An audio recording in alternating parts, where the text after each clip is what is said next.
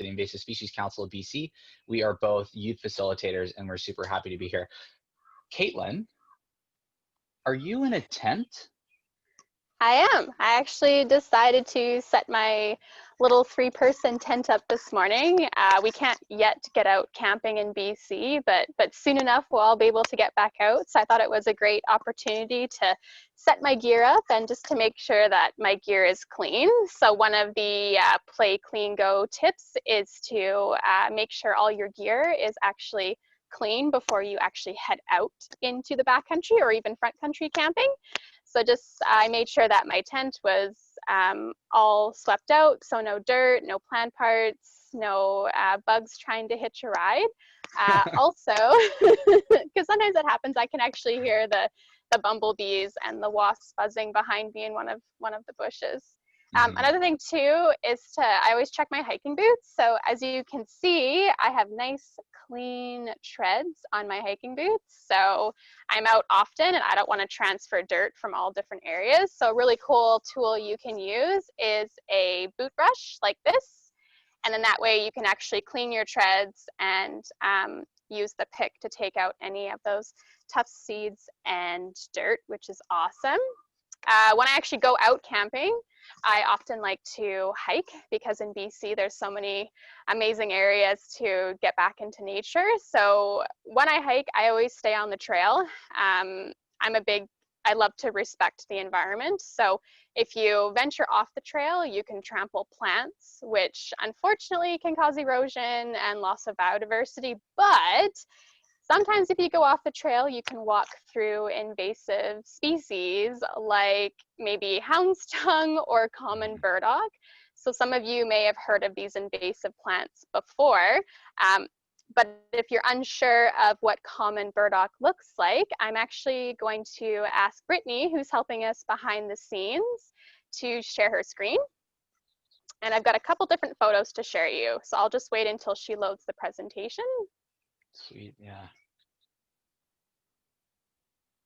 Nice. Okay, so I've got 2 photos here of common burdock. And this is actually one of my favorite invasive species to talk about because in Kamloops, I unfortunately come across it all the time. And it's really annoying because they have very, very sticky burrs. So the picture that is on the left is what common burdock looks like between July and October, because that's when these pinkish purplish flowers are in bloom. And then on the right-hand side is when, this is what common burdock looks like in the late fall, winter, and early spring. So I just wanted to show the comparison photos for ID because as you can see, they look quite different. So right now when you're out, you'll see common burdock looking like the photo on the right. So common burdock can get to 2 meters tall, and it's an invasive biennial herb, and it's known for these clinging burrs, which you can see in the photo. So they're very sticky, and they actually inspired the creation of Velcro. Wow. Now, yeah, which is cool, but unfortunate because they are invasive. Yeah. So with this plant, another ID feature is they have very large leaves that are heart-shaped, and they actually have hairy undersides. The reason why these plants are bad news for our ecosystems is because those large leaves will actually shade out native plant species, killing them, and then that does lower biodiversity. When these burrs get stuck in the manes and tails of horses and livestock, it can cause health issues, and also for livestock, it can decrease the market value. And if you have sheep, my friend has a whole bunch of sheep, and she's got some really cute, adorable lambs right now. If these burrs get stuck in the wool, it will actually ruin it, and it's not usable. So it is definitely an invasive species to keep an eye out for. Now, Brittany, I'll get you to switch to the next photo, because I'm going to share a personal experience. This is a picture of my boot, my leg. I was out riding on the weekend, and I was just about back at the barn, and I looked down at my boot in the stirrup, and I was like, I've got a burdock burr on me. So this is a great example of why you practice Play Clean Go, is because I didn't even feel myself brush up or see a burdock plant, but clearly I did.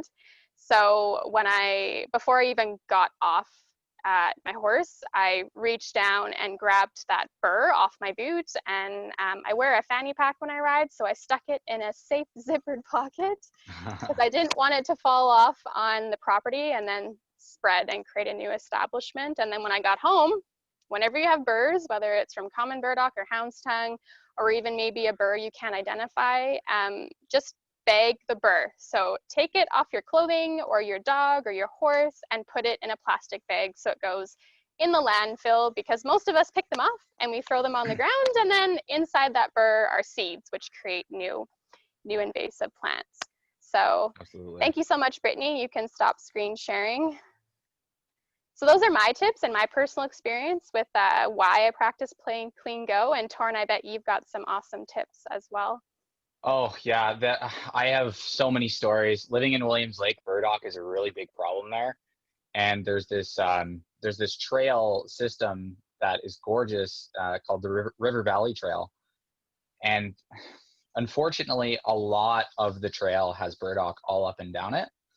So as a volunteer group, we went out there a couple times to do burdock pulls, and it's really, really, really easy, even when you're trying to go out there and do a good thing and pull these burdocks and kind of control the spread of the invasives. It's very easy for you to then become that issue to start spreading it. So we always had probably about 15 minutes after going down to the River Valley Trail to pull burdock. We'd spend that 15 minutes before and after talking about when we were going to get burrs on her, because we're going to get burrs on there no matter how hard we try, and spending that 15 minutes afterwards, after we're done working or after we're even done walking around, checking ourselves before we leave the site. Best case scenario, we would see it where we find it, we would take it, bag it, like you said, bag it so it isn't spreading. But at the end of the day, a lot of the times you're having so much fun riding, biking, doing whatever you're doing. And at the end of the day, when you're back at your vehicle and you're jumping off and you're about to put all your stuff back in there, that's when you want to stop, take a minute, relax, and check all your equipment. Because that's the disconnect that a lot of people see is, yes, we can see invasive species around. And that's another big tip is, if you can, try to recreate places where there aren't invasive species, which is hard, very hard, because invasive species are absolutely everywhere where we recreate. But yeah, spending that time is kind of my biggest tip. But I just wanted to show you. So my father has a lot of toys, and me and him have had very long conversations about making sure our equipment stays nice and clean. So as you can see here, you can still hear me, right? Yeah, I can hear you. Sweet. So a mountain bike and a dirt bike. So they're very similar in the fact that they have some pretty thick treads on the tires. I don't know if you can see, but a lot of the time, these burrs, and sometimes even plants that don't have burrs, and you know this, Katelyn, can get stuck to bikes, can get stuck to your shoes, can get stuck to absolutely everywhere. All it needs is a little bit of moisture. So making sure you're keeping your equipment free of clumps of dirt. You don't even necessarily need to see a seed, because seeds can be so small. They can be so small. So before you leave these sites, before you leave your favorite dirt biking spot, your downhill biking spot, or even, I hope I'm not giving you guys motion sickness here, but I like to walk around, or even your camper, right? So there's 4, sometimes 6 tires on these campers. There's the awning that you put out.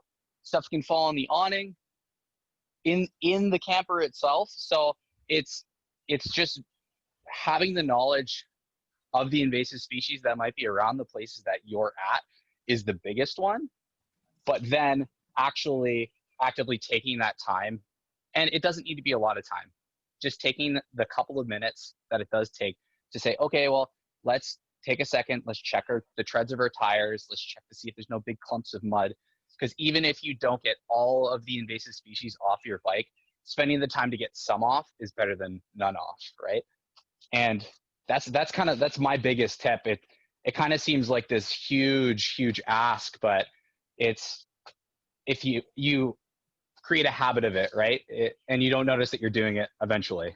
So But other than that, I'm excited to get out and actually go mountain biking personally.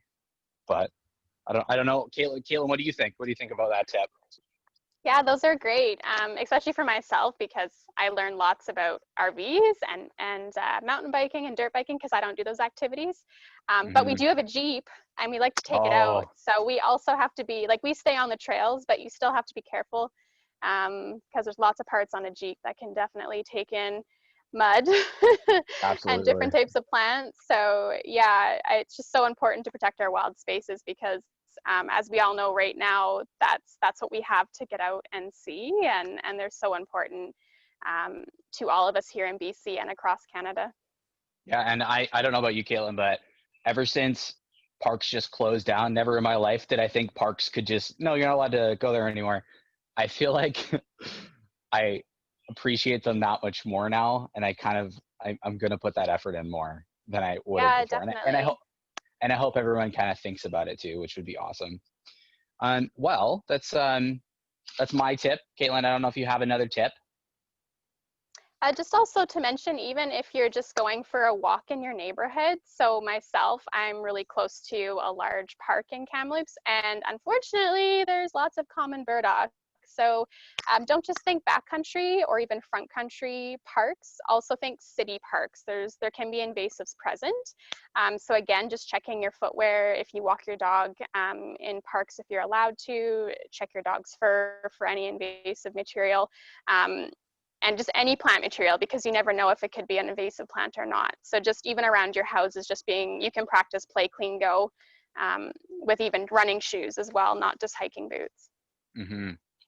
And I think a very seamless segue into our awesome contest that we're putting on is the What's in My Backyard photo contest. And the reason I think this is a great segue is what I was talking about earlier is if you know what invasive species are and if you know what to look for, you're then more likely to recognize that you might be spreading invasives. Because if I don't know what burdock looks like after those photos, I know what burdock looks like now. I might not think to check my gear. I might not think to check all this stuff. So we're really happy with this contest that we put on. Basically, if you go out, take some photos of invasive species, and Caitlin, I believe it is strictly invasive species that we want people to be taking photos of. Yeah. If you take these photos of invasive species, you can use some awesome apps. Our Report Invasive app is very useful to actually figure out what these species are. But post it on your social media with the hashtag BC Invasive Contest, or you can post it on our website, which is bcinvasivesmonth.com, and you have a chance of winning up to a $350 MEC gift card, which I think is awesome. And I'm so happy you guys tuned in today. All I have left to say is I hope you tune in next week for our clean, drain, dry quick tips are Tuesdays. So, Caitlin, if you have nothing else to say, let's close her out. Awesome. Yeah, thanks everyone. And if you want to read more about common burdock, you can visit the Invasive Species Council website at bcinvasives.ca. And there's lots of information and also tip sheets on many invasive species that are here in BC. Awesome. Thanks a lot, everybody. Bye.